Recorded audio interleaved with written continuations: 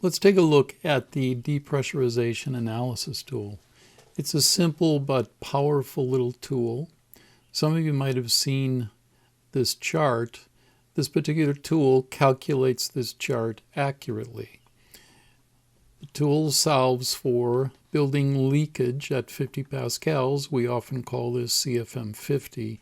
This is also sometimes referred to as the depressurization tightness limit, or the DTL.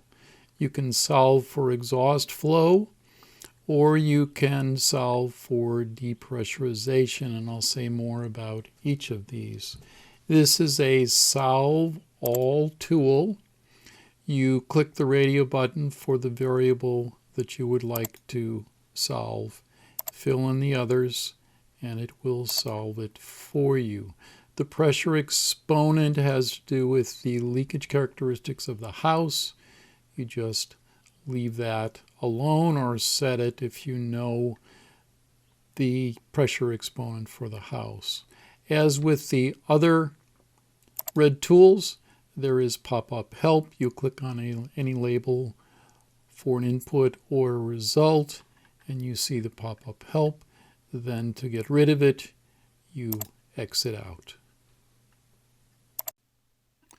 For this and upcoming examples, I'm going to use the Combustion Appliance Depressurization Limits table, which is available in the Depressurization Analysis Tool user guide. For the example we just went over, I used a -3 depressurization limit. Here's a new example of a practical way to use this tool.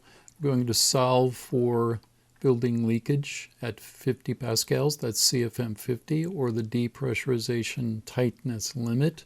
So we click on that radio button. For exhaust flow, we want to record what the total exhaust flow, real exhaust flow, is for this house.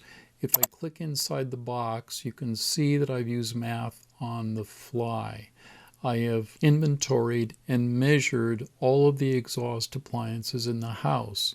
The first 120 CFM, I measured the exhaust flow of a kitchen range hood.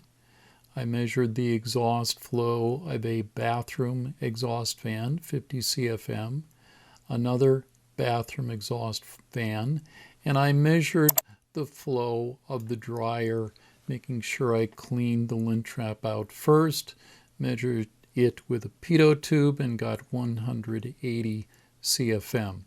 So you can do your inventory right in the input box. We've made it long enough so you can do that. Click outside the box, you get the result. The depressurization, I am assuming, back to the table 1 that I mentioned to you, that I showed you, the appliance depressurization limits. This assumes a water heater installed by itself, not common-vented with any other appliance. It's often referred to as an orphaned water heater. In all cases with depressurization, even though it is in reality a negative number, enter your numbers here as positive. So we can see here that our result for the depressurization tightness limit is 3240 CFM 50. That's quite a loose house. So if we want to ensure that this water heater will not backdraft when all of this exhaust flow is engaged, all of this is operating at the same time, which is a possibility. If the house is tighter than 3240, there might be backdrafting occurring. Now, please understand, this is really important. This is not a surefire way of determining when backdrafting will occur. This is a screening test or an estimation.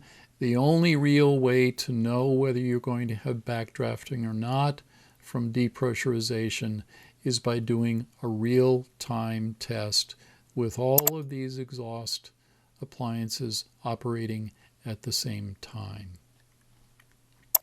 For a final example, we are solving for exhaust flow. I've entered the building leakage at 50 pascals, the CFM 50, at a reasonable level of 1200 CFM 50. That's a fairly tight house. Depressurization is entered as 5 or negative 5. This is the depressurization limit of a natural draft gas furnace.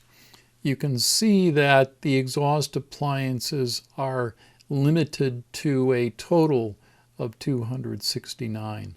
We would have to eliminate a kitchen range hood or dryer, and it's hard to do that. Let's see what happens if we solve for depressurization.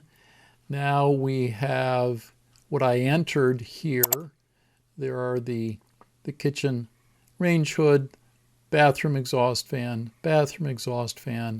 and the dryer.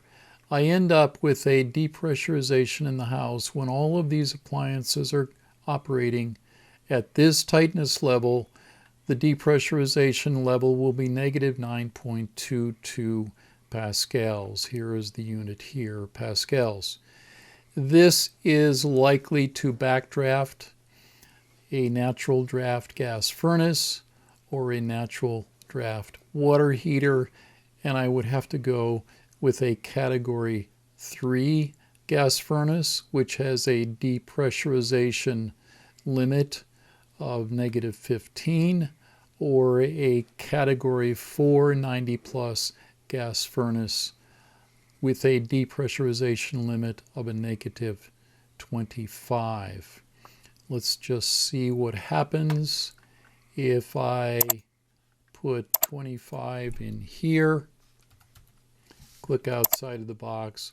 You can see it will easily handle the 400 CFM that is being extracted from the house by exhaust appliances.